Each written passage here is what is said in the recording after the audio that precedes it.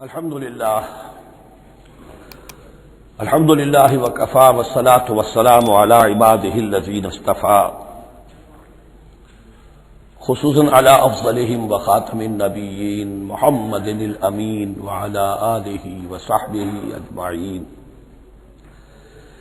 أما بعد فقد قال الله تبارك وتعالى كما ورد في سورة البقرة: اعوذ باللہ من الشیطان الرجیم بسم اللہ الرحمن الرحیم.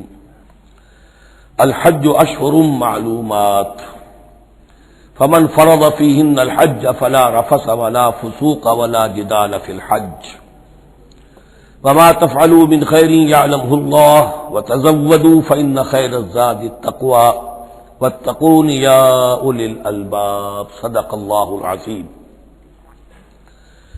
پچھلے رکوع سے مناسک حج کا تذکرہ شروع ہو چکا تھا، اور اس کے ضمن میں خاص طور پر یہ کہ اگر کوئی حج کا احرام باندھ کر یا عمرے کا احرام باندھ کر سفر شروع کر دے اور کہیں درمیان میں ایسی رکاوٹ پیش آ جائے کہ اسے احرام کھولنا پڑے بغیر عمرہ کیے اور بغیر حج کیے، تو اس صورت میں کیا قواعد و ضوابط ہیں.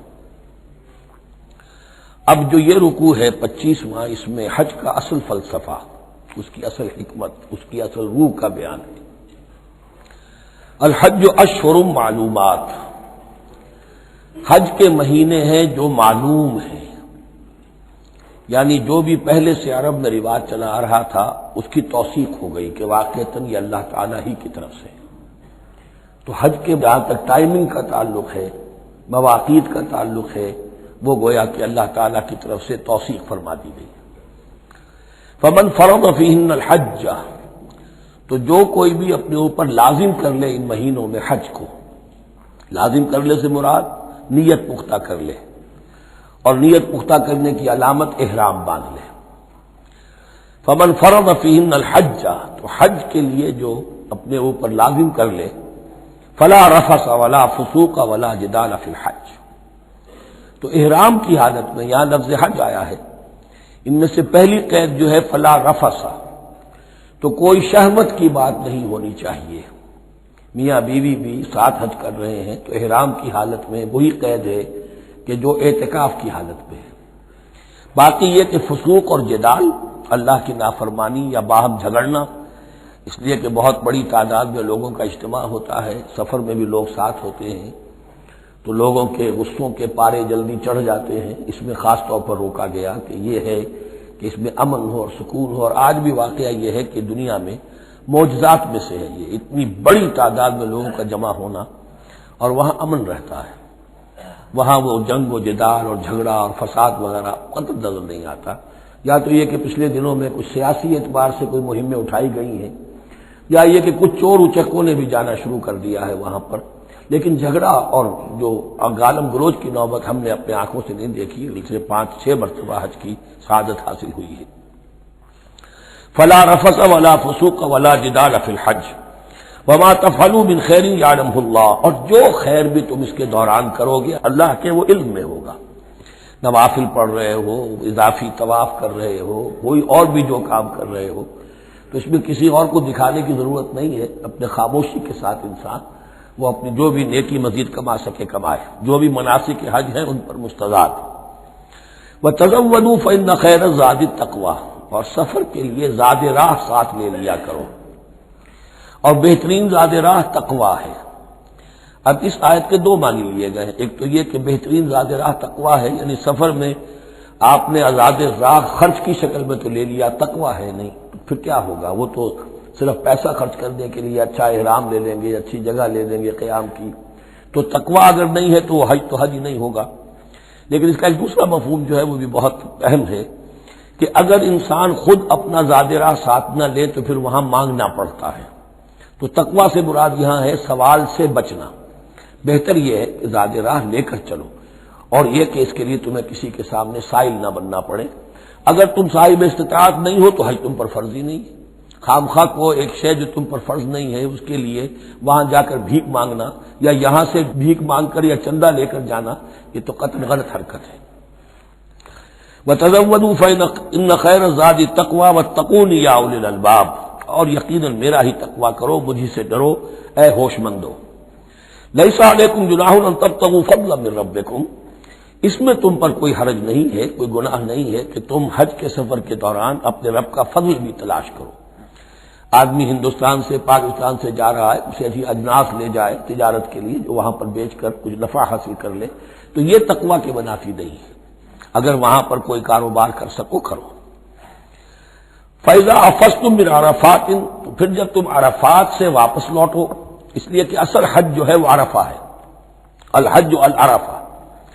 حج کے بقیہ تمام مناسک رہ جائیں، صرف عرفہ میں شمولیت ہو جائے، قیام عرفہ میں تو حج ہو گیا، باقی جو چیزیں رہ گئی ہیں اس کا جو بھی اس کا کفارہ ہے، اس کا جو دم دینا ہے وہ دے دیا جائے، لیکن عرفہ سے اگر آدمی رہ گیا عرفات کے قیام سے تو پھر حج نہیں ہوا۔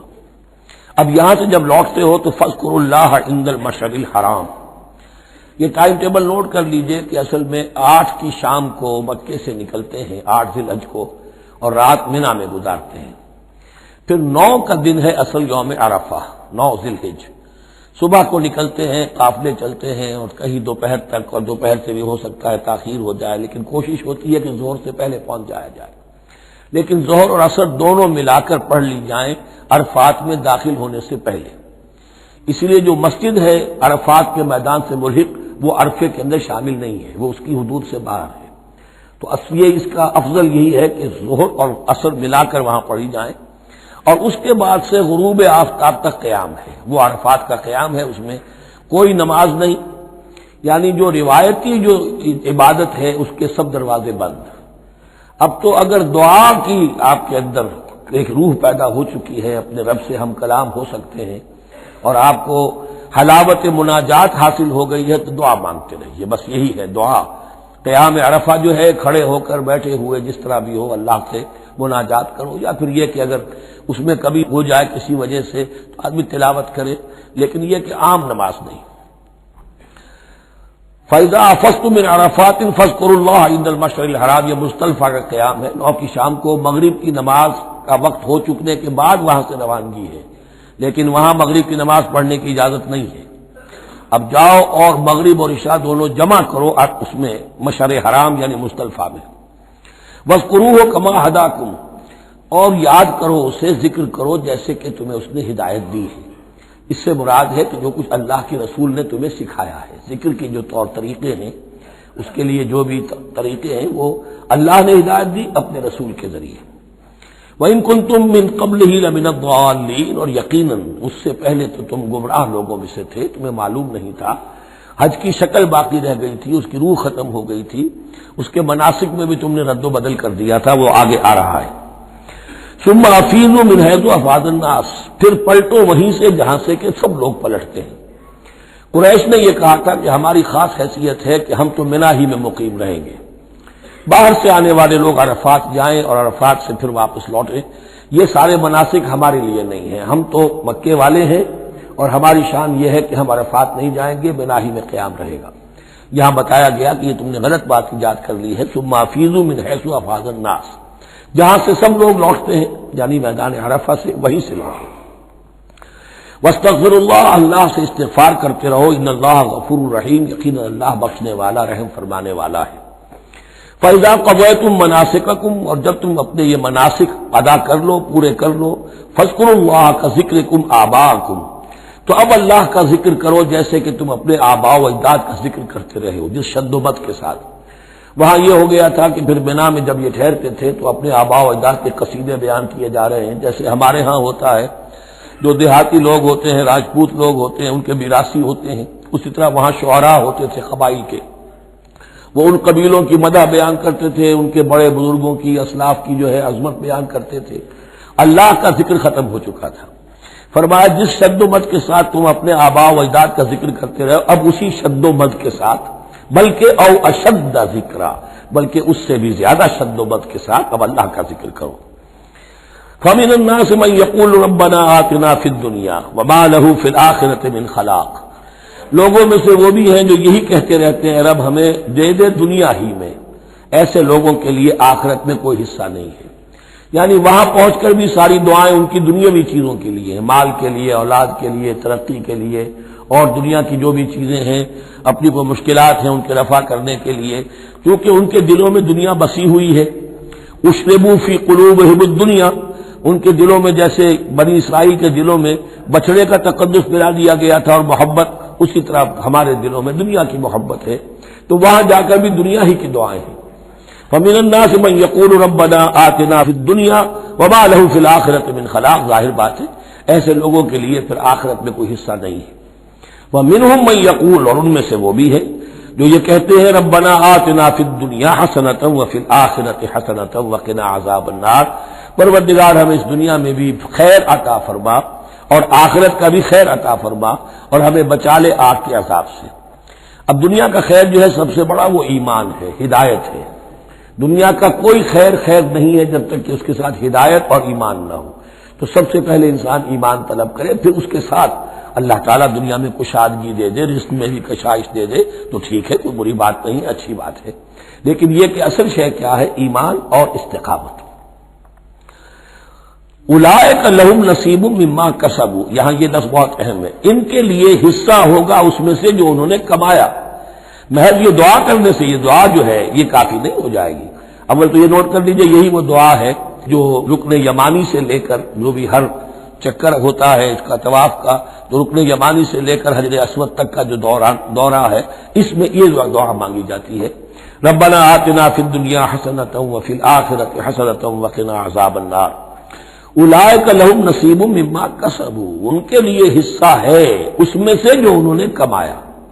اچھا، اس میں سے جو انہوں نے کمایا، اس میں سے کہ وہ تو سارا ملنا چاہیے، لیکن بندے کو ڈرتا رہنا چاہیے کہ ممکن ہے اس میں سے کسی مسئلے میں میری نیت میں کوئی فساد آ گیا ہو، ممکن ہے اس میں سے میرے کسی عمل کے اندر کوئی کمی رہ گئی ہو، کوئی کوتاہی رہ گئی ہو، اس لیے یہ نہ سمجھ لے کہ جو بھی کچھ کیا ہے اس کا اجر لازماً ملے گا۔ مما کسبوا، جو انہوں نے کمایا ہے اس میں خلوص ہے، اس میں بے رعائی ہے، اس میں تمام جو بھی اس کے آداب اور شرائط ہیں ملحوظ رکھے گئے ہیں، تو ان کو ان کا حصہ ملے گا۔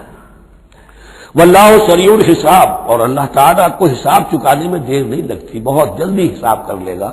اب تو ہمارے سامنے نقشے موجود ہے، کمپیوٹر سے کتنی جلدی حساب ہو جاتا ہے، تو اللہ کے ہاں تو پتہ نہیں کیسا سپر کمپیوٹر ہوگا کہ اسے حساب نکالنے میں دیر نہیں لگے گی۔ وَاذْكُرُوا اللَّهَ فِي أَيَّامٍ مَّعْدُودَاتٍ، اور ذکر کرو اللہ کا گنتی کے چند دنوں میں۔ یہ لفظ یہاں پر پھر آ گیا ہے اس بات کی وضاحت کے لیے جو میں نے عرض کیا تھا کہ ابتدائی جو حکم تھا روزے کا، ایام معدودات، وہ 3 دن کے روزے تھے، اس لیے کہ یہاں بھی معدودات کا لفظ آیا ہے، فی ایام معدودات، اور سب کو معلوم ہے یہ 3 دن ہیں، 11ویں 12ویں 13ویں تاریخ جو ہے ذی الحج کی، کہ پھر یوم نحر کے بعد 3 دن یہاں پر قیام ہے، مبیت ہے، وہ 3 دن ہے ایام معدودات۔ فمن تعجل فی یومین، تو جو کوئی 2 دن ہی میں جلدی سے واپس آ جائے فلا اثم علیہ، یعنی 3 دن پورے نہیں کرتا، 2 دن ہی میں واپسی کو اختیار کر لیتا تو کوئی گناہ اس پر نہیں ہے۔ ومن تأخر، اور جو پیچھے رہے یعنی 3 دن کی مقدار پوری کر لے فلا اثم علیہ لمن اتقى، تو اس پر بھی کوئی گناہ نہیں، لیکن شرط ہے تقوی۔ جو 2 دن میں چلا گیا تقوی تھا تو بھی اللہ تعالیٰ کے ہاں اس کا اجر محفوظ ہے، جو 3 دن رہا تقوی ہے، تیسرے دن اس نے کچھ اور ہی حرکتیں نہ شروع کر دی ہوں، جی اکتایا ہوا ہے اور طبیعت کے اندر جو ہے وہ ٹھہراؤ نہیں ہے، تو وہ تیسرا دن اس کے لیے کچھ خاص مفید نہیں ثابت ہوگا، لیکن یہ کہ اصل شے جو ہے اللہ کے ہاں جو چیز کے شرط لازم ہے قبولیت کے لیے وہ تقوی ہے۔ لمن اتقى واتقوا الله واعلموا انکم الیہ تحشرون، اور اللہ کا تقوی اختیار کرو اور یہ مستحضر رکھو اپنے ذہن میں کہ تمہیں اسی کی جانب جمع کر دیا جائے گا، تم سب کے سب ہانک کر لے جاؤ گے اسی کی جناب میں۔ وَمِنَ النَّاسِ مَن يُعْجِبُكَ قَوْلُهُ فِي الْحَيَاةِ الدُّنْيَا، اب یہ منافقین میں سے ایک گروہ کا خاص ایک تذکرہ ہو رہا ہے۔ ایک منافق تو ہوتے تھے کہ جو عام ہیں، ان کی زبانوں پر بھی نفاق واضح طور پر ظاہر ہو جاتا تھا، اور ایک قسم کے منافق وہ ہوتے تھے بڑے چاپلوس، چرب زبان، کہ ان کی گفتگو دیکھیے تو وہ تو بڑے مخلص ہیں اور بڑے ہی فداکار ہیں اور بڑے ہی آپ کے ساتھ ان کا تعلق جو ہے وہ نیک نیتی پر مبنی ہے، ان کی زبانیں جو ہیں معلوم ہوتا ہے کہ اس میں تو سب گھی شکر گھلا ہوا ہے، لیکن یہ کہ ان کا کردار انتہائی خراب ہوتا ہے، اور پھر وہ جب واپس جاتے ہیں باتیں کرنے کے بعد یا باتیں بنانے کے بعد تو ان کا کردار جو ہے وہ فساد پر مبنی ہوتا ہے۔ وَمِنَ النَّاسِ مَن يُعْجِبُكَ قَوْلُهُ فِي الْحَيَاةِ الدُّنْيَا، اور لوگوں میں سے ایسے بھی ہیں جن کی باتیں تمہیں بڑی اچھی لگتی ہیں دنیا کی زندگی میں، وَيُشْهِدُ اللَّهَ عَلَى مَا فِي قَلْبِهِ، اور وہ اللہ کو بھی گواہ ٹھہراتا رہتا ہے، میں جو کچھ کہہ رہا ہوں اللہ جانتا ہے، میں خلوص سے کہہ رہا ہوں، میں بالکل اپنی نیک نیتی سے کہہ رہا ہوں، اللہ جانتا ہے۔ وَهُوَ أَلَدُّ الْخِصَامِ، حالانکہ فی الواقع وہ دشمن ہے بہت سخت، الد بہت شدید، اور خصام خصم دشمن کے لیے آتا ہے۔ وَإِذَا تَوَلَّى، جب وہ پیٹھ موڑ کے جاتا ہے، سعى فی الارض، اب وہ زمین میں جو بھاگ دوڑ کرتا ہے، لیفسد فیہا، اس میں فساد مچائے، وَيُهْلِكَ الْحَرْثَ وَالنَّسْلَ، اور ہلاک کرے، کہیں کسی کی کھیتی جلا دی، کہیں کسی کا کوئی جانور جو ہے وہ ختم کر دیا، مار دیا۔ وَاللَّهُ لَا يُحِبُّ الْفَسَادَ، اللہ تعالیٰ کو فساد بالکل پسند نہیں ہے۔ وَإِذَا قِيلَ لَهُ اتَّقِ اللَّهَ، جب ایسے شخص سے کہا جاتا ہے کہ تم اللہ کا خوف کرو، اللہ سے ڈرو، تم باتیں ایسی کرتے ہو، عمل تمہارا یہ ہو رہا ہے، سوچو تو صحیح۔ اخذته العزت بالاسم، تو اس کو اپنی عزت نفس، جھوٹی عزت نفس گناہ پر اور جما دیتی ہے۔ ایک شخص وہ ہوتا ہے جس سے خطا ہو گئی، غلطی ہو گئی، اس نے اپنی خطا تسلیم کر لی تو اصلاح کر لے گا۔ ایک وہ ہے کہ جو کیسے مان لوں میری غلطی ہے، اس کی جھوٹی انا جو ہے اور جو اس کی جھوٹی عزت نفس ہے وہ اسے اور گناہ کے اوپر چپکا دیتی ہے۔ اخذته العزت بالاسم، اس کو اور اس پر جامد کر دیتی ہے۔ فحسبه جہنم، تو اس کے لیے تو اب کافی ہے جہنم ہی، وَلَبِئْسَ الْمِہَادُ، اور یقیناً وہ بہت برا ٹھکانہ ہے۔ روایات میں آتا ہے کہ یہ شخص خاص تھا اخنس ابن شریق، اس کا یہ کردار ہے، لیکن یہ کہ یہ تو یوں سمجھیے کہ شان نزول کے اعتبار سے یہ بات ٹھیک ہے، اور یہ کہ تعویل خاص میں اس کو بھی سامنے رکھیں گے، لیکن یہ بھی وہی ہے، کردار ہے، یہ کردار ہر جگہ آپ کو ملے گا۔ اصل میں کردار کو پہچاننا چاہیے اور اس کے حوالے سے اللہ تعالیٰ سے ہدایت طلب کرنی چاہیے کہ اس کردار سے اللہ تعالیٰ ہمیں اپنی حفظ ایمان میں رکھے۔ وَمِنَ النَّاسِ مَن يَشْرِي نَفْسَهُ ابْتِغَاءَ مَرْضَاتِ اللَّهِ، قرآن کا یہ عام اسلوب ہے کہ تقابل ضرور کرتا ہے، فوری تقابل، تو اس میں لوگوں میں سے وہ بھی ہیں جو اپنے آپ کو بیچ دیتے ہیں اللہ کی رضا جوئی کے لیے، اپنا تن من دھن، ان صلاتی و نسکی و محیایا و مماتی للہ رب العالمین۔ ومن الناس من یشری نفسہ ابتغاء مرضات اللہ واللہ رؤوف بالعباد، اور اللہ اپنے ایسے بندوں کے حق میں بہت شفیق ہے۔ ظاہر بات ہے جس نے یہ ارادہ کر لیا ہو، نیت کر لی ہو، کبھی ایسے شخص سے بھی کوئی کوتاہی ہو سکتی ہے، حالات ہو سکتے ہیں عارضی سے، کبھی جذبات میں آ کر کوئی غلط قدم اٹھ گیا، اللہ پہ معاف فرمائے گا، بڑی شفقت کے ساتھ معاف فرمائے گا۔ طے کر لے انسان، ایک سیدھا راستہ یہی بن جائے، ان صلاتی و نسکی و محیایا و مماتی للہ رب العالمین، تو پھر یہ ہے کہ کوئی تیز دوڑے گا، کوئی آہستہ چل سکے گا، مختلف صلاحیتوں کے لوگ ہوتے ہیں، اس میں فرق و تفاوت رہے گا، لیکن جس نے یہ عزم کر لیا ہے اللہ تعالیٰ ان کے حق میں بہت شفیق ہے۔ یا ایھا الذین آمنوا ادخلوا فی السلم کافہ، اے اہل ایمان اسلام میں داخل ہو پورے کے پورے۔ یہ گویا کہ وہ بات اب کہی جا رہی ہے کہ جس کا ریورس یا کانورس ہم بنی اسرائیل کے ساتھ جو خطاب تھا اس میں پڑھ چکے ہیں۔ افتؤمنون ببعض الکتاب وتکفرون ببعض، کیا تم ہماری کتاب، ہمارے دین، ہماری شریعت کے ایک حصے کو مانتے ہو اور ایک کو رد کر دیتے ہو؟ فما جزاء من يفعل ذلك منكم الا خزي في الحياة الدنيا ويوم القيامة يردون الى اشد العذاب، تو جو کوئی بھی تم میں سے یہ روش اختیار کرے گا اس کی کوئی سزا اس کے سوا نہیں ہے کہ دنیا میں ذلت اور خواری ان پر مسلط کر دی جائے اور قیامت کے دن شدید ترین عذاب میں جھونک دیے۔ اس کو اب مثبت پیرائے میں مسلمانوں سے کہا جا رہا ہے یا ایھا الذین آمنوا ادخلوا فی السلم کافہ، ریزرویشنز کے ساتھ نہیں، ایکسیپشنز کے ساتھ نہیں۔ اللہ کی بندگی تو کرنی ہے، اس معاملے میں نہیں، اللہ کے حکم تو ماننا ہے لیکن یہ حکم نہیں میں مان سکتا، یہ ایک کی بھی نفی جو ہے وہ گویا کہ کل کی نفی ہو جائے گی۔ ادخلوا فی السلم کافہ، ٹیک اٹ اور لیو اٹ، یہ پیکج ڈیل ہے، اس میں جزوی بات نہیں ہو سکتی۔ ولا تتبعوا خطوات الشیطان، اور دیکھو شیطان کے قدموں کی پیروی نہ کرو، اس کے نشانات راہ جو ہیں، اس کے نشانات قدم جو ہیں ان کی پیروی نہ کرو۔ انہ لکم عدو مبین، وہ تو یقیناً تمہارا بڑا کھلا دشمن ہے۔ فإن زللتم من بعد ما جاءتكم البینات، پھر اگر تم پھسل گئے اس کے بعد بھی کہ تمہارے پاس یہ واضح تعلیمات آ چکی ہیں، فاعلموا ان اللہ عزیز الحکیم، تو جان لو کہ اللہ تعالیٰ پھر زبردست ہے۔ اس میں دھمکی کا پہلو آ گیا کہ پھر اللہ کی جو ہے پکڑ سخت ہوگی، حکیم بھی ہے، اس کی پکڑ میں بھی حکمت ہے۔ اگر یہ پکڑ نہ ہو تو ظاہر بات ہے کہ پورا نظام جو ہے دین کا وہ پھر بالکل ایک بے منطقی، اگر اللہ کی طرف سے کسی گناہ پر پکڑ ہی نہیں ہے تو پھر یہ آزمائش کیا ہوئی؟ پھر جزا و سزا کا کیا سوال؟ پھر جنت اور دوزخ کا کیا معاملہ؟ هل ينظرون الا ان ياتيهم الله في ظلل من الغمام والملائكة وقضي الامر۔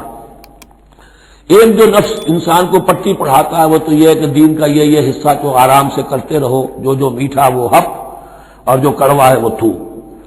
دوسری پٹی یہ پڑھاتا ہے کہ ابھی ذرا یہ ٹھیک ہے کہ اللہ کا حکم ہے، یہ بھی حکم ہے، دین کا یہ بھی تقاضا ہے، ابھی ذرا ذمہ داریاں ہیں، ابھی ذرا بچوں کے معاملات ہیں، بچے برسر کار ہو جائیں، بچیوں کے ہاتھ پیلے ہو جائیں، میں ذرا ریٹائرمنٹ بھی لے لوں تو پھر یہ مکان بنا لوں، پھر میں اپنے آپ کو دین کے لیے پھر خالص کر لوں گا، دین کے لیے پھر میں وہی کام کروں گا۔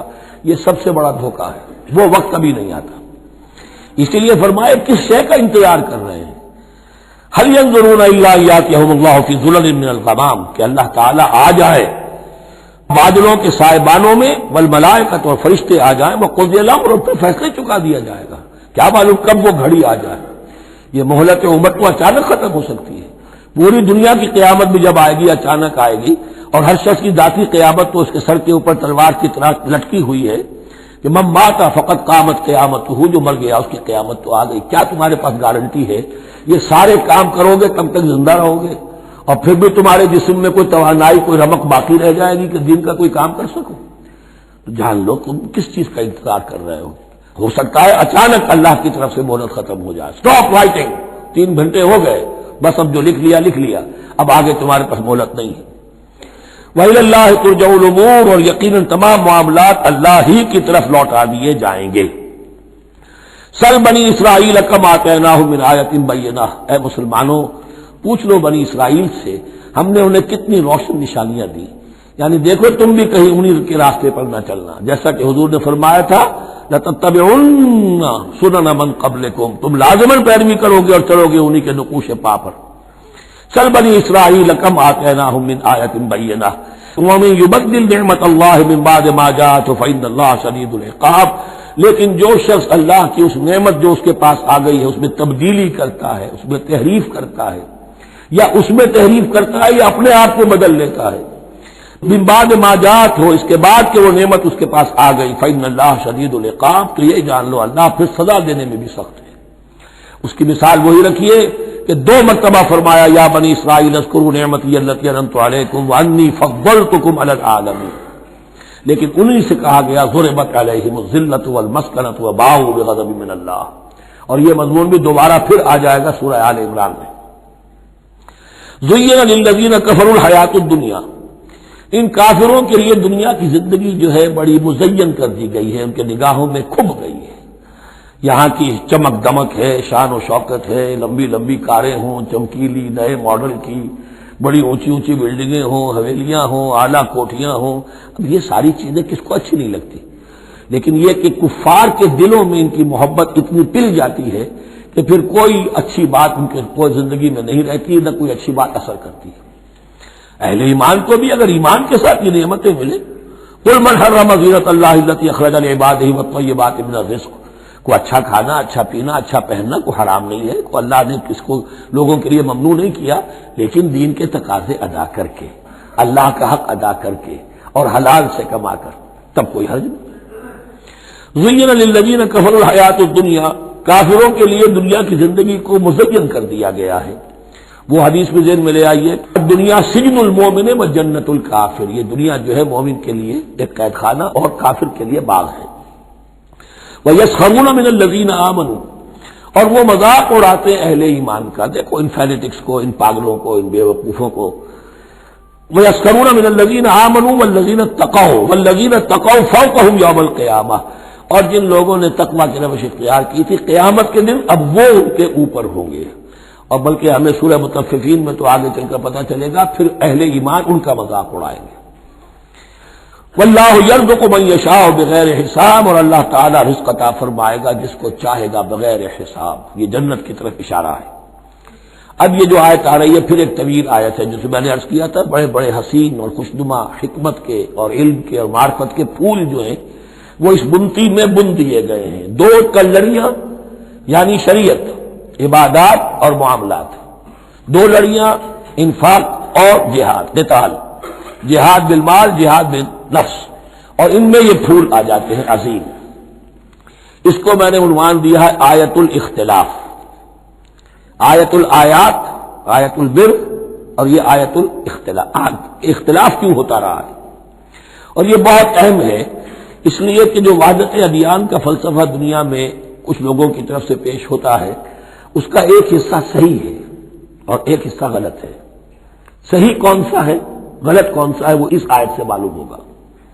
کان الناس امۃ واحدۃ، اس میں کوئی شک نہیں، پہلے تو انسان سب کے سب ایک امت تھے، حضرت آدم کی نسل، حضرت آدم نبی ہے تو امت تو ایک ہی تھی، جب تک کہ ان کے اندر گمراہی پیدا نہیں ہوئی، اختلافات نہیں ہوئی، شیطان نے کچھ لوگوں کو نہیں ورگلایا، اس وقت تک تو کان الناس امۃ واحدہ، تمام انسان ایک ہی امت تھے۔ اب یہاں تو سمجھ لیجئے کہ یہاں اس کے بعد ایک حرف محذوف ہے، ثم اختلفوا، پھر ان میں اختلافات ہوئے، فساد پیدا ہوا، کچھ لوگوں نے گمراہی کی سرنوشت اختیار کر لی، ایک بیٹا اگر حابیل تھا تو دوسرا قابیل بھی تھا۔ فبعث اللہ النبیین مبشرین ومنذرین، تو اب اللہ نے نبیوں کو بھیجنا شروع کیا جو بشارت دیتے تھے نیکوکاروں کو اور جو خبردار کرتے تھے غلط کاروں کو۔ وانزل معهم الکتاب بالحق لیحکم بین الناس فیما اختلفوا فیہ، اور اللہ نے ان کے ساتھ کتاب نازل فرمائی اپنی، تاکہ وہ حق کے ساتھ نازل فرمائی، تاکہ وہ فیصلہ کر دے لوگوں کے مابین ان امور میں جن میں انہوں نے اختلاف کیا تھا۔ وَمَا اخْتَلَفَ فِيهِ إِلَّا الَّذِينَ أُوتُوهُ مِن بَعْدِ مَا جَاءَتْهُمُ الْبَيِّنَاتُ بَغْيًا بَيْنَهُمْ، اور پھر جو اختلاف کیا ان میں سے تو نہیں کیا اختلاف کرنے والوں نے مگر جن کو کہ وہ کتاب دی جا چکی تھی، ہدایت دی جا چکی تھی، من بعد ما جاءتهم البینات، اور اس کا سبب کیا تھا؟ بغیا بینہم، یہ لفظ میں نے پہلے بھی نوٹ کروایا تھا، بغیا بینہم، دی ارج ٹو ڈومینیٹ، صدم صدہ، سارا فساد دنیا میں جو ہوتا ہے دی ارج ٹو ڈومینیٹ، آدمی جو ہے میں اس کی بات کیوں مانوں، یہ کیوں نہ میری مانے، یہ ہے کہ جس میں جو بھی سربراہی اور بالادستی حاصل کرنے کی جو ایک انسان کے اندر ایک ہے امنگ ہے، یہ امنگ رکھی گئی ہے انسان میں، جہاں انسان کے اندر اچھے میلانات رکھے گئے، برے بھی رکھے گئے، نفس بھی تو انسان ہی میں ہے، اس لیے کہ انہی کی درمیان حق و باطل کی کشمکش چلتی ہے انسان کے باطن میں، حق و باطل کی ایک کشاکش انسان کے باطن میں چلتی ہے، ایک خارج میں چلتی ہے۔ تو فرمایا پھر ہم نے اپنے رسول بھیجنے شروع کیے، فبعث اللہ النبیین مبشرین ومنذرین وانزل معهم الکتاب بالحق لیحکم بین الناس فیما اختلفوا فیہ وما اختلف فیہ الا الذین اوتوہ من بعد ما جاءتهم البینات بغیا بینہم فہدی اللہ الذین آمنوا لما اختلفوا فیہ من الحق باذنہ، تب اس کے بعد اللہ تعالی نے ہدایت دی ان لوگوں کو جو ایمان لائے ان چیزوں کے بارے میں جس میں کہ وہ اختلاف کر چکے تھے حق سے، اپنے حکم سے اللہ نے ان کو ایمان کی طرف ہدایت فرما دی۔ واللہ یہدی من یشاء الی صراط مستقیم، اور اللہ ہدایت دیتا ہے جس کو چاہتا ہے سیدھے راہ کی طرف۔ لیکن اس کا دوسرا ترجمہ یہ بھی ہوگا اللہ ہدایت دیتا ہے اس کو جو چاہتا ہے، من یشاء، من یشاء میں اللہ کی مشیت بھی ہے اور جو ہدایت کا طالب ہوتا ہے، واللہ یہدی من یشاء، جو چاہتا ہے اس ہدایت کا طالب ہوگا، یہ اللہ کے ذمے ہے، اللہ نے اسے اپنے اوپر ایک ذمہ داری سمجھا ہے کہ اس کو یقیناً ہدایت دے گا۔ والذین جاہدوا فینا لنہدینہم سبلنا، جو ہمارے راستے میں کوششیں کریں گے، حق کی طرف بڑھنا چاہیں گے، ہم لازماً ان کو راستہ دکھائیں گے، اپنے راستوں کی طرف ان کی رہنمائی کریں گے، یہ اللہ نے اپنے ذمہ لیا۔ ام حسبتم، اب بڑی سخت آیت آ رہی ہے، یہ بھی بڑی لرزا دینے والی آیت ہے۔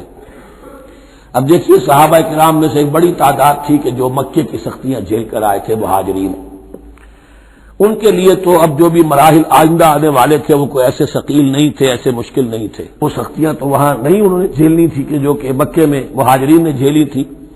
اب ان سے ہے خاص طور پر روئے سخن، اگرچہ خطاب عام ہے اور یہ قرآن مجید میں عام طور پر آپ کو ملے گا کہ الفاظ عام ہیں، لیکن آپ اگر دیکھیں گے تو روئے سخن کسی خاص طبقے کی طرف ہے، تو یہاں در حقیقت ان کو بتایا جا رہا ہے۔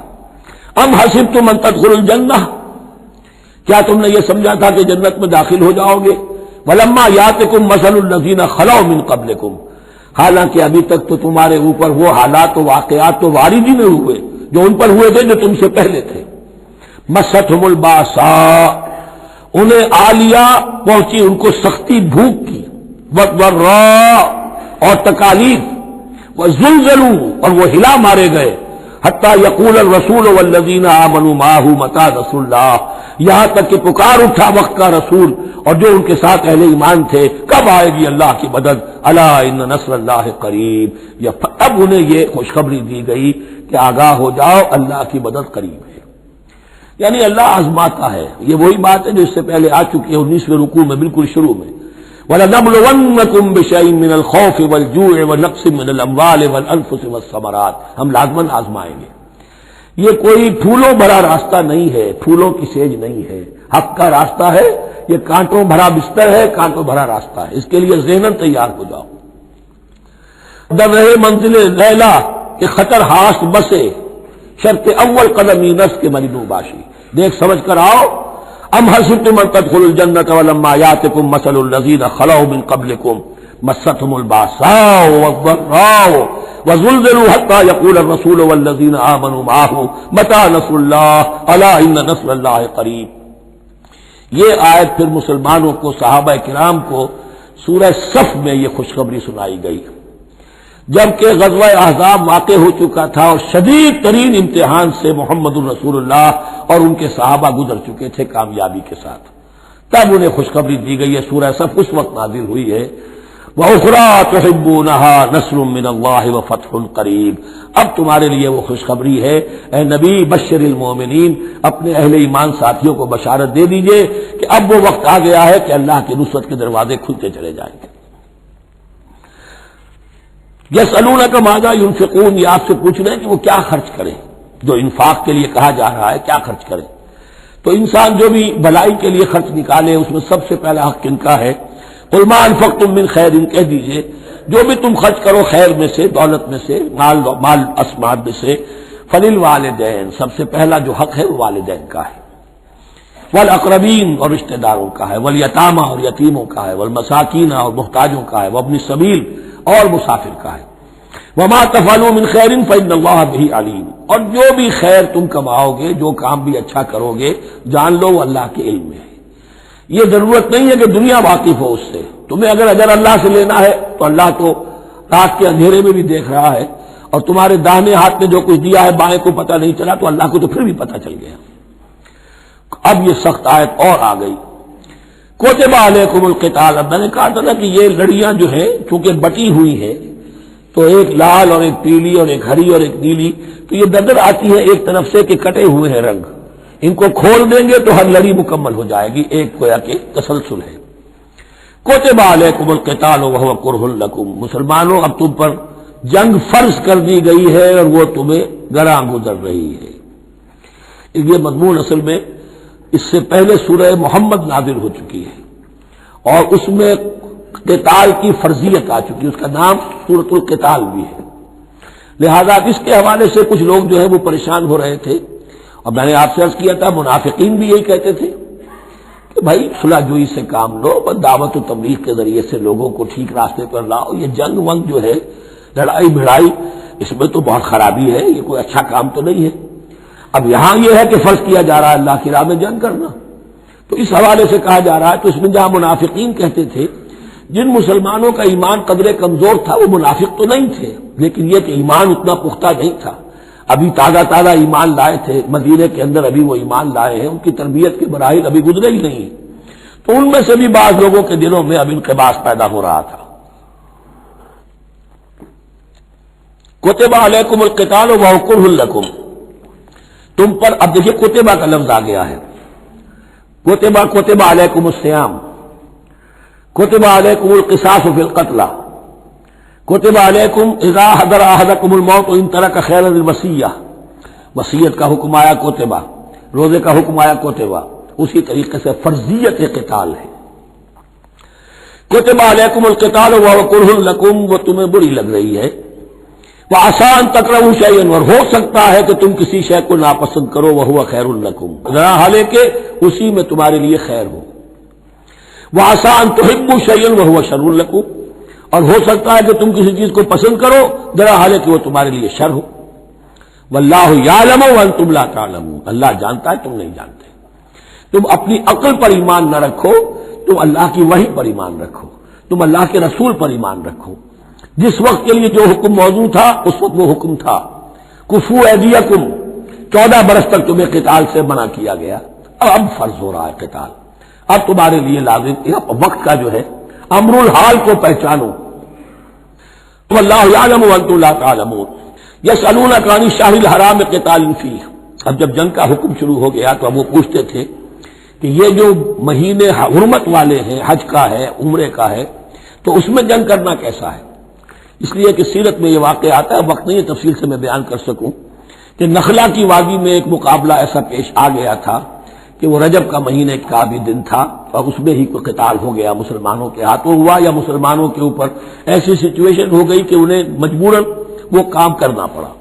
اس پر شور اٹھا دیا، دیکھو ان لوگوں کا کیا حال ہے، بنے پھرتے ہیں اللہ والے، رسول والے، دین والے، آخرت والے، اور ان کا حال یہ ہے کہ یہ حرمت والے مہینے کو انہوں نے بٹا لگا دیا، اس میں جنگ کی ہے. یہ اصل میں ان حضرات کی طرف سے گویا کہ اللہ تعالیٰ اپنے ان مومن بندوں کی طرف سے خود صفائی پیش کر رہے ہیں. یسألونک عن الشہر الحرام قتال فیہ، یہ پوچھتے ہیں آپ سے حرمت والے مہینوں میں قتال کا حکم. قل قتال فیہ کبیر، کہہ دیجیے ہاں حرمت والے مہینے میں جنگ کرنا بہت بڑی بات ہے، یعنی بہت بڑا گناہ ہے، لیکن وصد عن سبیل اللہ وکفر بہ والمسجد الحرام واخراج اہلہ منہ اکبر عند اللہ. یہ بھی تو دیکھو کہ جن لوگوں نے وہ جرم کیے ہیں کہ جنہوں نے اللہ کے راستے سے روک دیا، اللہ کا کفر کیا، مسجد حرام کے راستے روک دیے مسلمانوں کے لیے، اب یہ نہیں جا سکتے، بیت اللہ میں عبادت نہیں کر سکتے، اخراج اہلہ منہ، اس میں سے لوگوں کو نکلنے پر مجبور کر دیا مکے کے مسلمانوں کو. اکبر عند اللہ، گناہ تو وہ بھی ہے لیکن یہ کہیں بڑا گناہ ہے اللہ کے نزدیک. تو سینس آف پروپورشن ہونا چاہیے کہ کس چیز کے مقابلے میں کس شے کی برائی ہے. والفتنۃ اکبر من القتل، یہ پہلے بھی آ چکا ہے، والفتنۃ اشد من القتل، اب آیا والفتنۃ اکبر من القتل. فتنہ ہر وہ کیفیت ہے جس میں صاحب ایمان کے لیے ایمان پر قائم رہنا اور اسلام پر عمل کرنا مشکل ہو جائے. آج کا پورا معاشرہ فتنہ ہے، اسلام پر عمل کرنا مشکل ہے. بدماشی کے راستے کھلے ہوئے ہیں، حرام خوری کے راستے کھلے ہوئے ہیں، حلال عقل حلال دانتوں پسینہ آئے تو شاید نصیب ہو. شادی کے نکاح کے راستے بند کیے ہوئے ہیں، یہ شرطیں ہیں اور یہ شرطیں ہیں اور یہ شرطیں ہیں اور یہ ہے اور یہ چیزیں ظالمی ہیں، اور زنا کے راستے کھلے جائیے. جس معاشرے کے اندر جب غلبہ باطل کا ہوگا حق پر چلنا ممکن نہیں رہے گا. وہ جو باطل کا غلبہ ہے وہ سب سے بڑا فتنہ ہے. والفتنہ تو اکبر من القتل، فتنہ جو ہے بہت بڑی شے ہے قتل کے مقابلے میں. ولا یزالون یقاتلونکم حتی یردوکم عن دینکم ان استطاعوا، اور سن لو یہ لوگ تم سے جنگ کرتے رہیں گے یہاں تک کہ لوٹا دیں تمہیں اپنے دین سے، اگر وہ کر سکتے ہوں. وہ تو تلے ہوئے ہیں اس پر کہ تمہیں لوٹا کر لے جائیں گے اپنے دین سے.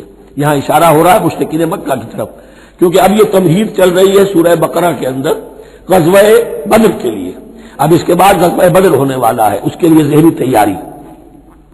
ولا یزالون یقاتلونکم حتی یردوکم عن دینکم ان استطاعوا، وہ تو اپنی سے کوشش کرتے رہیں گے کہ تمہیں تمہارے دین سے پھرا کر لوٹا کر واپس لے جائیں اگر ان میں طاقت ہے.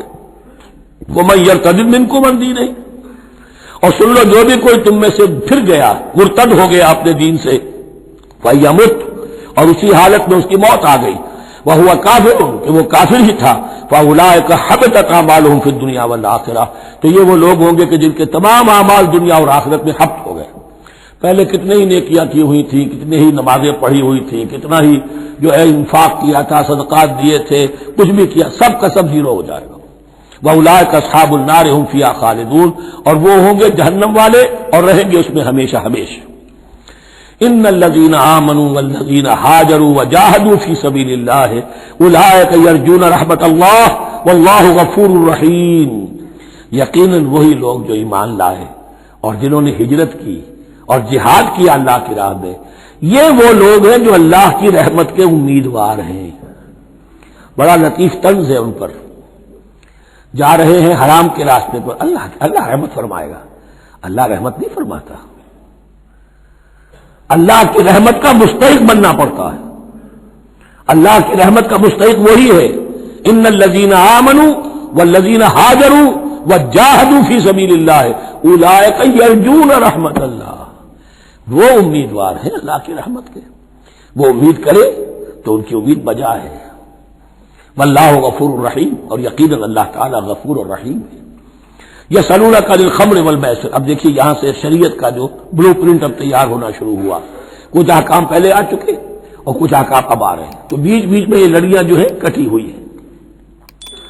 یہ آپ سے پوچھ رہے ہیں نبی صلی اللہ علیہ وسلم شراب اور جوئے کے بارے میں، قل فیہما اسم کبیر، اے نبی ان سے کہہ دیجئے کہ ان دونوں کے اندر بہت بڑے گناہ کی پہلو ہے، ومنافع للناس، اور لوگوں کے لیے کوئی منفعتیں بھی ہیں، واسمہما اکبر من نفعہما، اور ان کا جو گناہ کا پہلو ہے وہ نفع کے پہلو سے بڑا ہے، بس یعنی اشارہ کر دیا کہ چھوڑ دو اس کو، اب تمہاری عقل سلیم کے حوالے معاملہ ہے، حقیقت تم پر کھول دی گئی، یہ ابتدائی حکم ہے لیکن حکم کے پیرائے میں نہیں، بس یہ ہے کہ کچھ فائدے بھی ہیں، وہ تو ہے میں سے غرض نشاط ہے کچھ روسیہ کو، ایک گونا بے خودی مجھے دن رات چاہیے، اور میں کدے کی راہ سے ہو کر گزر گیا ورنہ سفر حیات کا بے حد طویل تھا۔ یہ حکمت سمجھ لیجئے کہ جوئے میں اور میسر میں کیا چیز مشترک ہے کہ دونوں کو جمع کیا گیا۔ شراب میں بھی انسان حقائق سے اپنے آپ کو منقطع کرتا ہے اور محنت سے جی چراتا ہے، doesn't want to see the facts، مواجہہ کرنے کو تیار نہیں، فیس کرنے کو تیار نہیں ہے bitter facts آف لائف کو، تو میں ایک گونا بے خودی مجھے دن رات چاہیے۔ اور جوا بھی محنت کی نفی ہے، چانس، داؤ لگاؤ، ایک ہے محنت سے ایک آدمی کما رہا ہے، مشقت کر رہا ہے، کھوکھا ہے یا کوئی چھابڑی لے کے جا رہا ہے یا کچھ اور کام ریڑھی چلا رہا ہے، وہ اپنی کوئی کمائی کر رہا ہے، اور ایک یہ داؤ لگاؤ، داؤ سے کمانا، چانس پر کمانا، یہ بھی محنت کی نفی ہے۔ تو یہ دونوں کے اندر اصل میں علت ایک ہی ہے۔ یسألونک عن الخمر والمیسر قل فیہما اسم کبیر ومنافع للناس واسمہما اکبر من نفعہما ویسألونک ماذا ينفقون قل العفو، اور یہ پوچھتے ہیں کتنا خرچ کریں، انفقوا انفقوا انفقوا وانفقوا فی سبیل اللہ ولا تلقوا بایدیکم الی التہلکہ، یہ آیت پر کل پڑھ چکے ہیں، اپنے آپ کو اپنے ہاتھوں ہلاکت میں نہ جھونکو، کتنا خرچ کرے، کچھ ہمیں مقدار بھی بتا دی جائے۔ فرمایا قل العفو، جو بھی تمہاری ضرورت سے زائد ہے۔ اللہ یہ بھی نہیں کرتا کہ اپنی ضرورتوں کو بھی تم پیچھے ڈال دو، نہیں، ضرورتیں اپنی پوری کرو، پھر جو اب تمہارے پاس ہے، اب یہ سمجھیے کہ جو ایک کمیونسٹ فلسفی ہے اس میں بھی ایک اصطلاح سرپلس ویلیو، ایک سرپلس ویلیو یہ ہے عفو، جو تمہاری ضروریات سے زائد ہے، یہ سرپلس ویلیو ہے، یہ اللہ کی راہ میں دے دو۔ اس کو بچا کر رکھنا جو ہے اللہ پر آپ بے اعتمادی کا اظہار کر رہے ہیں کہ اللہ کل نہیں دے گا مجھے، میں بچا کے رکھوں۔ یسألونک ماذا ينفقون قل العفو، لیکن اس میں یہ ہے کہ ضرورتیں کتنی ہیں، کیا ہے، اس کا کوئی پیمانہ مقرر نہیں کیا۔ یہ ہے باطنی روح، جس کے اندر اللہ کی محبت اور آخرت کا ایمان بڑھتا جائے گا، وہ اتنا ہی اپنی بیلٹ ٹائٹ کرے گا، اپنی ضرورتیں کم کرے گا، اپنے معیار زندگی کو پست کرے گا، اور زیادہ سے زیادہ جو ہے اللہ کی راہ میں دے گا۔ یہ اصول یہ ہے کہ ہر شخص یہ دیکھے کہ جو میری ضرورت سے زائد ہے اسے میں ریٹین نہ کروں، اسے میں دے۔ اس انفاق پر پورے 2 رکوع آگے آنے والے ہیں سورہ مبارکہ میں۔ کذالک یبین اللہ لکم الآیات لعلکم تتفکرون، اسی طرح اللہ تعالی اپنی آیات تمہارے لیے واضح کر رہا ہے تاکہ تم تفکر کرو، غور کرو، فی الدنیا والآخرہ، تمہارا یہ غور دنیا کے بارے میں بھی ہونا چاہیے، آخرت کے بارے میں۔ دنیا میں بھی اسلام رہبانیت نہیں سکھاتا، نہ کھاؤ نہ پیو، چلے کشی کرو، چلے جاؤ جنگلوں میں، نہیں، اسلام متمدن زندگی کی تعلیم دیتا ہے، گھر گھرستی ہے، شادی کرو، بیوی بچوں والے رہو، ان کے بھی حقوق کو ادا کرو، ان کا بھی پیٹ تمہیں پالنا ہے، تو تفکر فی الدنیا والآخرہ، آخرہ کے لیے، لیکن یہ کہ اس میں ریشیو پروپورشن رہنی چاہیے، دنیا کی کتنی قدر و قیمت ہے، آخرت کی کتنی قدر و قیمت ہے، اس کو جان لو، اسی کے حساب سے ایلوکیشن اگر نہیں ہے تو پھر یہ کہ سینس آف پروپورشن اگر غلط ہو گیا تو ظاہر بات ہے کہ پھر ہر چیز تلپٹ ہو جائے گی۔ ایک دوا کے نسخے میں کوئی چیز زائد تھی، کوئی کم تھی، آپ نے جو کم تھی اسے زیادہ کر دیا، جو زائد تھی کم کر دیا، تو اب ہو سکتا ہے کہ یہ نسخہ شفا نہ رہے، نسخہ ہلاکت بن جائے۔ وَيَسْأَلُونَكَ عَنِ الْيَتَامَىٰ، اور یہ آپ سے پوچھ رہے یتیموں کے بارے میں، قُلْ إِصْلَاحٌ لَهُمْ خَيْرٌ، اے نبی ان سے کہہ دیجئے ان کے لیے ان کی مصلحت کو پیش نظر رکھنا یہ ہے کہ جو بہتر ہے، نیکی ہے، بھلائی ہے۔ اصل میں سورہ بنی اسرائیل کی آیت جو ہے وہ لوگوں کے سامنے تھی، وَلَا تَقْرَبُوا مَالَ الْيَتِيمِ إِلَّا بِالَّتِي هِيَ أَحْسَنُ، مال یتیم کے قریب تک نہ پھٹکو، یعنی گڑبڑ کر لو گے اپنے اموال میں، اس میں سے یہ کہ ہو سکتا ہے کہ ان کا کوئی مال تمہارے پیٹ میں چلا جائے، ہانڈی مشترک ہے، اب اس میں ظاہر بات ہے یتیم نے بھی کھانا ہے، تم نے بھی کھانا ہے، اچھی اچھی بوٹیاں تم نے کھا لی ہیں اور یتیم کے لیے جو ہے خرچہ تو پورا ڈال دیا، لیکن یہ کہ اس کے لیے بیچارے کے لیے چھچرے چھوڑ دیے۔ تو یہ چیز روکنے کے لیے کہا گیا تھا مکی صورتوں میں وَلَا تَقْرَبُوا مَالَ الْيَتِيمِ إِلَّا بِالَّتِي أَحْسَنُ۔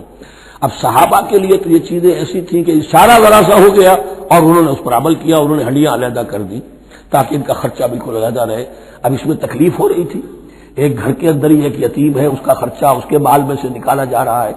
فرمایا کہ یہ مقصد نہیں تھا، مقصد یہ تھا کہ تم ان کے مال ہڑپ نہ کر جاؤ۔ قل اصلاح لهم خیر، ان کے لیے اصلاح کرنا بھلائی کا ہے۔ وَإِن تُخَالِطُوهُمْ فَإِخْوَانُكُمْ، اگر تم اپنے ساتھ ان کو ملائے رکھو تو وہ تمہارے بھائی ہیں۔ وَاللَّهُ يَعْلَمُ الْمُفْسِدَ مِنَ الْمُصْلِحِ، اللہ جانتا ہے مفسد کو بھی مصلح کو بھی، وہ جانتا ہے کہ یہ آدمی گڑبڑ کر رہا ہے، یہ ہنڈیاں علیحدہ کر کے بھی گڑبڑ کر سکتا ہے، اور یہ وہ شخص ہے جو ہنڈیاں مشترک کر کے بھی حق پر رہ سکتا ہے۔ وَلَوْ شَاءَ اللَّهُ لَعَنَتَكُمْ، اگر اللہ چاہتا تو تمہیں سختی میں ڈالے ہی رکھتا، تم پر مشقت جو ہے یہ کیے رکھتا۔ ان اللہ عزیز الحکیم، یقیناً اللہ زبردست ہے، حکمت والا ہے۔ ایک طرف وہ سختی بھی کرتا ہے، زبردست ہے، لیکن وہ اس کے ہر حکم کے اندر حکمت بھی ہے، اور جہاں حکمت نرمی کی متقاضی ہوتی ہے وہاں وہ رعایت بھی دیتا ہے۔ وَلَا تَنكِحُوا الْمُشْرِكَاتِ حَتَّىٰ يُؤْمِنَّ، اور مشرک عورتوں سے نکاح نہ کرو جب تک کہ وہ ایمان نہ لے آئیں۔ وَلَأَمَةٌ مُؤْمِنَةٌ خَيْرٌ مِّن مُشْرِكَةٍ وَلَوْ أَعْجَبَتْكُمْ، ایک مومنہ خواہ وہ لونڈی ہو وہ بہتر ہے ایک مشرکہ سے خواہ وہ آزاد عورت ہو۔ وَلَوْ أَعْجَبَتْكُمْ، اور مزید یہ کہ وہ تمہیں اچھی بھی لگتی ہو۔ وَلَا تُنكِحُوا الْمُشْرِكِينَ، اور نہ نکاح میں دو اپنی عورتوں کو، اپنی بیٹیوں کو مشرکوں کے، حتیٰ یؤمنوا، جب تک کہ وہ ایمان نہ لے آئیں۔ وَلَعَبْدٌ مُّؤْمِنٌ خَيْرٌ مِّن مُّشْرِكٍ وَلَوْ أَعْجَبَكُمْ، مسلمان اگر غلام ہے تو وہ بھی بہتر سمجھو مشرک سے جو آزاد ہے اور وہ تمہیں پسند بھی ہے، مالدار بھی ہے یا اور بھی ہے، اس کے اندر دوسرے پہلو بھی ہیں۔ اولئک یدعون الی النار، دیکھو وہ جو ہے وہ پکار رہے ہیں، آگ کی طرف بلا رہے ہیں، تمہیں بھی لے جائیں گے، تمہاری اولاد کو بھی لے جائیں گے۔ واللہ یدعو الی الجنۃ والمغفرۃ باذنہ، اللہ تمہیں بلا رہا ہے جنت کی طرف اور مغفرت کی طرف اپنے حکم سے۔ وَيُبَيِّنُ آیاتہ للناس لعلہم یتذکرون، اور اللہ اپنی آیات واضح کر رہا ہے لوگوں کے لیے تاکہ وہ نصیحت اخذ کریں۔ وَيَسْأَلُونَكَ عَنِ الْمَحِيضِ، اور وہ عورتوں کے ایام ماہواری کے بارے میں آپ سے سوال کر رہے ہیں۔ قُلْ هُوَ أَذًى، کہہ دیجئے وہ ایک ناپاکی بھی ہے اور ایک تکلیف کا مسئلہ بھی ہے۔ فَاعْتَزِلُوا النِّسَاءَ فِي الْمَحِيضِ، تو حیض کی حالت میں اگر تمہاری بیویاں ہوں تو ان سے علیحدہ رہو، مقاربت نہ کرو۔ وَلَا تَقْرَبُوهُنَّ حَتَّىٰ يَطْهُرْنَ، اور ان سے مقاربت نہ کرو یہاں تک کہ وہ پاک ہو جائیں۔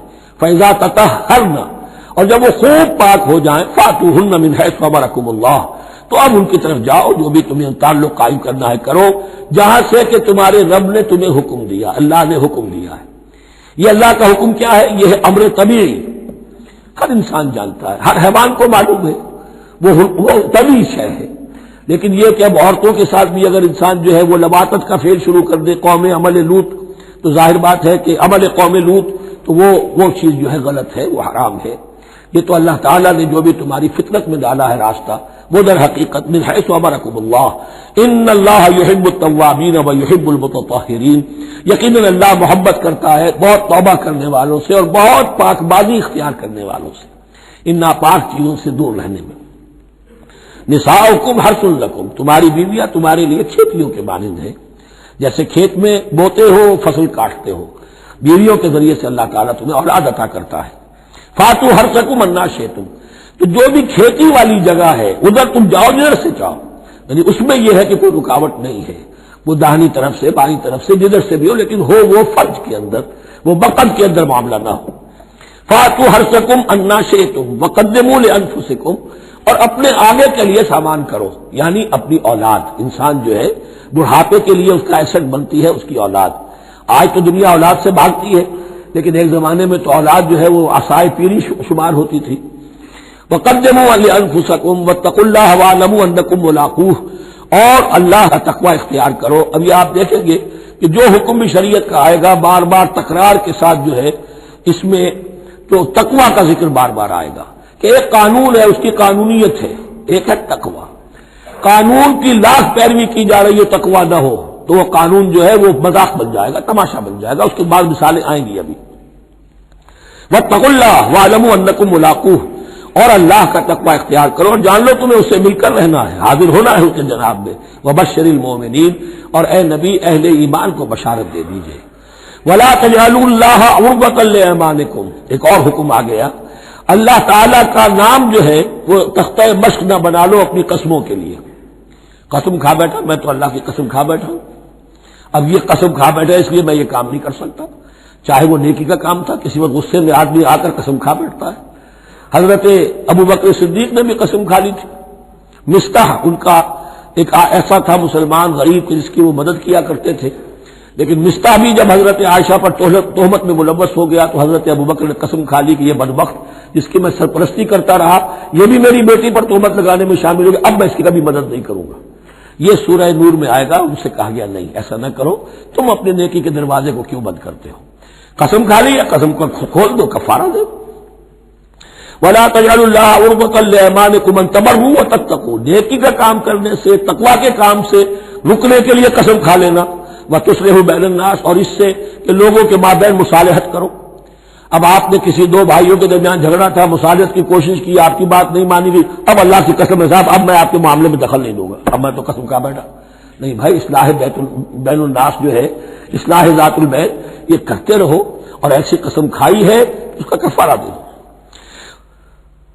واللہ سمیع علیم، اور اللہ تعالیٰ سننے والا اور جاننے والا ہے. لا یؤاخذکم اللہ باللغو فی ایمانکم، اللہ تعالیٰ مؤاخذہ نہیں کرے گا تم سے جو تم بغیر مقصد کے، بغیر عزم اور ارادے کے قسم کھا بیٹھتے ہو. یہ عربوں کا رواج ہے، واللہ باللہ کے بغیر ان کا کوئی جملہ شروع ہی نہیں ہوتا. تو یہ در حقیقت قسم کھانے کا ان کی اس وقت نیت نہیں ہوتی، بلکہ یہ ان کا ایک جس کو ہم کہتے ہیں تقیہ کلام ہے، ان کا ایک اسلوب ہے گفتگو کا، واللہ باللہ. تو اس پر مؤاخذہ نہیں ہے. ولاکن یؤاخذکم بما کسبت قلوبکم، ہاں جو تم نے ارادہ کر کے، تمہارے دلی ارادے کے ساتھ جو تم نے قسم کھائی ہے، پھر اس پر مؤاخذہ ہوگا. اس سے توڑو گے، اس کا ایک کفارہ ہے، وہ بعد میں آئے گا. وہ کفارہ جو ہے وہ پھر سورہ مائدہ کے اندر آ جائے گا. میں نے عرض کیا تھا کہ یہ اصل میں سورہ بقرہ میں بلو پرنٹ آ رہا ہے شریعت اسلامی کا، اور اس کے جو اصل چیزیں ہیں وہ پوری تکمیلی احکام وہ پھر آخر میں آئیں گے. کچھ سورہ نساء ہے، کچھ سورہ مائدہ. واللہ غفور حلیم، اللہ غفور ہے، بخشنے والا ہے اور حلیم ہے، فوراً نہیں پکڑتا، فوراً سزا نہیں دیتا، مہلت دیتا ہے کہ اصلاح کر لو. للذین یولون من نسائہم تربص اربعۃ اشہر، اب یہ بھی ایک قسم کھا لی جاتی تھی کہ کسی وقت کسی مرد نے، کسی شوہر نے قسم کھا لی اب میں اپنی بیوی کے قریب نہیں جاؤں گا، ناراض ہو گئے، غصہ آ گیا، میں تمہارے سے کوئی تعلق نہیں رکھوں گا. یہ ایلا کہلاتا تھا. حضور نے بھی ایلا فرمایا تھا اپنی ازواج مطہرات سے جب انہوں نے کچھ زیادہ نفقے کا مطالبہ کیا تھا کہ اب عام مسلمانوں کے ہاں بھی خوشحالی آ گئی ہے تو اب ہمارے اوپر یہ سختی کیوں ہے، ہمارا بھی جو نفقات ہیں، ہمارا جو خرچ ہے، وظائف ہیں، بڑھائے جائیں. اس پر حضور نے پھر ایلا کیا، اس کا ذکر ہے، وہ بعد میں آئے گا. لیکن وہاں عام طور پر لوگ قسم کھا کے بیٹھ جاتے تھے. اب قسم کھا لی ہے، پچھتا بھی رہے، کیا کرے، قسم کھا چکے، اب بیوی کے پاس کیسے جائے. اب وہ بیوی معلق ہے، نہ وہ شادی شداؤں میں ہے اور نہ وہ علیحدہ ہے، آزاد ہے. للذین یولون من نسائہم تربص اربعۃ اشہر، 4 مہینے کے لیے تو وہ انتظار کیا جا سکتا ہے. فإن فاؤوا، اس دوران میں اگر وہ لوٹے، اپنی قسم کو ختم کرے اور رجوع کر لے، تعلق کے زن و شوق قائم کرے، فإن اللہ غفور رحیم، تو اللہ تعالیٰ غفور اور رحیم ہے. وإن عزموا الطلاق، اور اگر وہ طلاق کا ارادہ کر چکے ہوں کہ واقعتاً اب ان سے سیپریشن ہی ہے، فإن اللہ سمیع علیم، تو اللہ تعالیٰ سننے والا، جاننے والا ہے. یعنی یہ کہ 4 مہینے سے زیادہ معلق نہ رکھو کسی کو، یا ادھر یا ادھر، یا فیصلہ کرو اور اسے فارغ کرو، اور یا پھر یہ کہ اپنی وہ قسم ختم کرو اور اس کا جو بھی کفارہ ہے وہ ادا کرو. اسی پر غالباً قیاس کیا تھا، بلکہ ساتھ ہی سیرت میں آتا ہے کہ حضرت عمر نے حضرت حفصہ سے پوچھ بھی لیا تھا. حالانکہ دیکھیے کہ باپ اور بیٹی کا معاملہ ہو رہا ہے اور باپ بیٹی سے سوال کر رہا ہے، دین کے معاملے میں حیا اور شرم کی بات نہیں ہوتی. ان اللہ لا یستحی ان یضرب مثلا ما بعوضۃ فما فوقها، تو یہ کہ جو لوگ جہاد پر جاتے تھے کچھ سال بھر گھر واپس نہیں آ رہا. اب ایک طرف تو ان پر مشقت ہے، وہ بیویوں سے دور ہیں، اہل و عیال سے دور ہیں، ادھر عورتیں جو ہیں وہ بغیر شوہروں کے وقت گزار رہی ہیں. تو پوچھا کہ کتنا عرصہ تم سمجھتی ہو کہ ایک عورت اپنی عصمت اور عفت کو سنبھال کر اپنے شوہر کا انتظار کر سکتی ہے. تو حضرت حفصہ نے کہا 4 ماہ. اور میں سمجھتا ہوں شاید انہوں نے اسی پر کہا ہو کہ یہ معلق رکھنے کا حکم بھی قرآن مجید میں جو ہے زیادہ سے زیادہ اس کی مہلت 4 مہینے ہے. والمطلقات یتربصن بانفسهن 3 قروء، اور جنہیں طلاق دے دی جائے ان پر لازم ہے کہ وہ اپنے جیوں کو روکے رکھیں 3 حیض تک. یہ عدت ہے، طلاق کے بعد 3 مہینے کی عدت ہے. اس عدت میں یا تو شوہر رجوع کر لے گا اگر 1 یا 2 طلاقیں ہیں، تیسری طلاق ہو گئی تو رجوع کا حق نہیں ہے، وہ بعد میں بات آ جائے گی. اور اسی میں چاہے تو اس کے بعد جب مدت ختم ہو جائے گی تو پھر اب شوہر کا حق ختم ہو جائے گا، اب وہ آزاد ہوگی، لیکن اس مدت کے اندر وہ دوسری شادی نہیں کر سکتی. والمطلقات یتربصن بانفسهن 3 قروء ولا يحل لهن ان يكتمن ما خلق الله في ارحامهن، اور ان کے لیے یہ حلال نہیں ہے، جائز نہیں ہے کہ وہ چھپا لیں جو کچھ کہ اللہ نے پیدا کر دیا ہو ان کے ارحام میں. اگر حمل ٹھہر گیا ہے اور بیوی کو ڈر ہے کہ اب یہ شوہر تو طلاق دے دے گا، وہ اپنا حمل چھپا رہی ہے تاکہ پتہ ہی نہ چلے اس کو، کیونکہ وہ چاہے گی کہ بچہ میرے پاس رہے، بچہ بچی جو بھی ہو. ظاہر بات ہے کہ بچہ اور بچی جو ہے وہ ماں کے لیے تو جگر گوشہ ہے، اس کے جسم کا ٹکڑا ہے، اس کے جسم کا لوتھڑا ہے، تو وہ چھپانے کی ٹینڈنسی ہوتی ہے کہ وہ جھگڑا ہی نہ اٹھے. ولا يحل لهن ان يكتمن، ان کے لیے جائز نہیں ہے کہ وہ چھپائیں ما خلق اللہ فی ارحامہن، جو کچھ کے پیدا کر دیا ہے اللہ نے ان کے رحموں میں. ان كن يؤمن بالله واليوم الاخر، اگر وہ فی الواقع ایمان رکھنے والی ہے اللہ پر اور یوم آخر پر. وبعولتهن احق بردهن في ذلك ان ارادوا اصلاحا، اور یہ جو عدت کی مدت ہے اس میں ان کے شوہروں کو حق حاصل ہے، زیادہ حقدار ہے کہ انہیں لوٹا لیں. اسے رجعت کہتے ہیں، رجوع کیا جا سکتا ہے عدت کے اندر لیکن تیسری طلاق کے بعد نہیں. پہلی طلاق، دوسری طلاق، اس کے بعد دونوں میں جو عدت ہوگی اس میں رجوع کر سکتا ہے شوہر، اس کا اختیار ہے. بیوی کو نہ کہنے کا اختیار نہیں ہے کہ اب تم طلاق دے چکے ہو، اب میں تمہاری بات ماننے کو تیار نہیں ہوں، اس کا اسے حق نہیں ہے. اسے پھر وہ مرد کا جو حق ہے وَبَعُولَتُهُنَّ أَحَقُّ بِرَدِّهِنَّ، وہ زیادہ حقدار ہے کہ انہیں لوٹا لے. فی ذالک، اس مدت کے اندر ان ارادوا اصلاحا، اگر وہ واقعتاً اصلاح ہی چاہتے ہیں. وَلَهُنَّ مِثْلُ الَّذِي عَلَيْهِنَّ بِالْمَعْرُوفِ، اور ان کے لیے حقوق ہیں جو کہ مناسبت سے ہیں ان کی ذمہ داریوں کے. وَلِلرِّجَالِ عَلَيْهِنَّ دَرَجَةٌ، اور مردوں کو ان پر ایک درجہ فوقیت کا، ایک درجہ فضیلت کا، ایک درجہ حقوق کا حاصل ہے. اللہ عزیز الحکیم، اور اللہ زبردست ہے اور حکمت والا ہے. یہ آیت اصل میں اس زمانے میں بہت مس انٹرپریٹ ہوئی ہے اور بعض مترجمین نے بھی ترجمہ غلط کیا ہے. یعنی اس کا یہ ترجمہ کردہ لہن مثل الذی علیہن، ان کے بھی حقوق مردوں پر ویسے ہی ہیں جیسے مردوں کے حقوق ہیں ان پر. تو یہ تو مساوات ہو گئی، اور مساوات جو اسلامی شریعت میں مرد اور عورت کے درمیان، شوہر اور بیوی کے درمیان نہیں ہے. مراد کیا ہے؟ لام اور اعلیٰ کا جو استعمال ہوتا ہے عربی میں، لام کسی کے حق کے لیے اور اعلیٰ کسی کی ذمہ داری کے لیے. لہن ان کے لیے حقوق ہیں، مثل الذی علیہن جیسے کہ ان پر ذمہ داریاں ہیں. اللہ تعالیٰ نے جیسے ذمہ داری مرد پر ڈالی ہے ویسے حقوق اس کو دیے ہیں. جیسی ذمہ داری عورت پر ڈالی ہے اس کی مناسبت سے کورسپونڈنگلی پروپورشنیٹ جو ہے اس کو بھی حق دے دیے ہیں. اور اس بات کو کھول دیا مساوات کہاں سے آئے گی جب کہہ دیا وَلِلرِّجَالِ عَلَيْهِنَّ دَرَجَةٌ، اور مردوں کو ان پر ایک درجہ حاصل ہے، فوقیت کا درجہ حاصل ہے. واللہ عزیز الحکیم. اب یہ تمہیں پسند ہو تب بھی اور ناپسند ہو تب بھی اللہ تعالی عزیز ہے، حکیم ہے، وہ سب کچھ جاننے والا ہے اور وہ زبردست ہے، جو چاہے حکم دے، اور حکیم ہے، حکمت والا ہے، اس کا حکم حکمت پر مبنی ہے. بارک اللہ لی ولکم فی القرآن العظیم ونفعنی وإیاکم بالآیات والذکر الحکیم.